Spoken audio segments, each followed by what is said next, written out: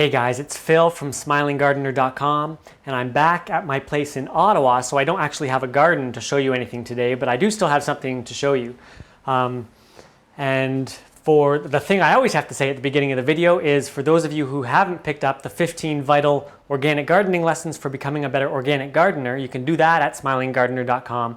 The reason I always have to say that at the beginning of the video is because a lot of people watch this on YouTube or other places and they haven't picked up those free lessons yet. I know a lot of you have picked them up because I'm getting lots of good emails about them. Before I start talking about what I want to talk about today, I'll also show you where Ottawa is for people who don't know.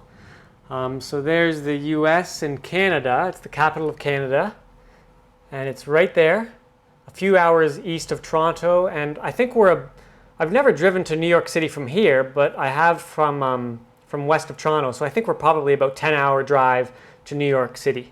So that's where Ottawa is. So what I'm going to do is sit down here and talk about what I want to talk about today, which is using molasses as a fertilizer. And I have a bottle of Blackstrap Molasses right here.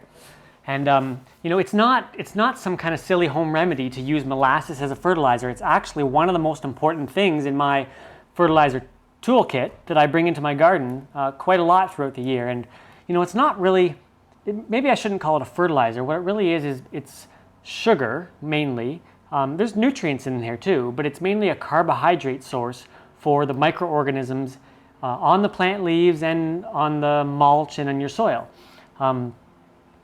You know, really, sometimes it's just the simplest things that your garden needs. So if your garden is just not as healthy as it should be, if you have some pest problems, or even if you just want to, you know, make it as healthy as it can be, sometimes it's molasses, it's sugar, is what's needed in your garden because the microbes need a sugar source.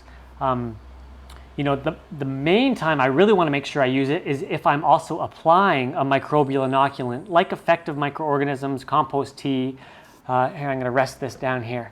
Then I can make sure that when they hit those leaves, they have something to consume, to start eating right away so they can get to work. The other time I really want to make sure I use it is if I'm using a nitrogen fertilizer. So it's like a liquid fish, or if you're using some kind of other nitrogen product, you want to balance it with the carbon. Kind of like when we have a compost pile, we want to balance our carbon to nitrogen ratio. It's the same thing with the molasses here. And overall, you know, it's just if you have a garden that isn't quite up to its health potential, like if you don't have the nutrient cycling going on, if you don't have humus being formed, you know, you don't have enough carbon in there, then you can bring it in very quickly with molasses. So what you can do is just mix it with 100 parts water, so 10 milliliters of molasses in a liter of water.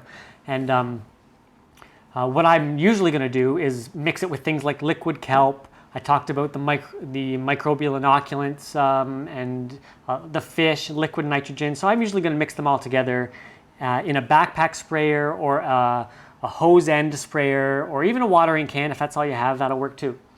So that's how to use it. Basically, I'll do that once a month or even once a week. You know, it's just a little bit of molasses you end up putting out there, but and all the other things. But to do it regularly is the way we want to do it. What else do I want to talk about with regards to molasses? When to use it? Yeah, I think that's mostly what I wanted to talk about. Oh, I guess I should talk about what kind to use. You know, I want to use unsulfured is the main thing that matters to me, because the form of sulfur that they use in molasses is used as a preservative to kill microorganisms. And obviously we're trying to do the opposite. We're trying to feed microorganisms. So we want something that says unsulfured like this one does. I don't know if it's going to focus on that. Yeah, unsulfured. I like to use organic molasses. You know, in this case, you don't really have to use an organic product. I just like to support the organic movement and all that.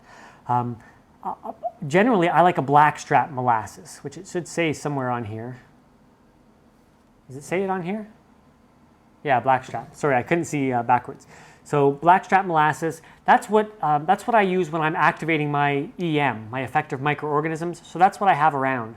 And that's what I want to use the Blackstrap for that. If you don't have Blackstrap, if you're just spraying this into the garden, you know, any kind of Barbados, it doesn't matter which boiling of the sugar cane, any kind of molasses works just fine.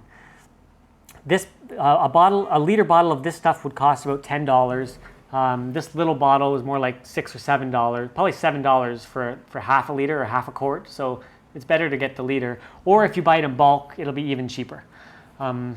And so that's all there is. If you want to go use this right away in your house too, a really good experiment to do is to, if you get some new house plants, or if you start some new little starts or some seeds or something like that, half of them just water with water, and the other half water with just a mixture of this 1 to 100 parts molasses to water. So 10 milliliters of molasses to 1 liter of water.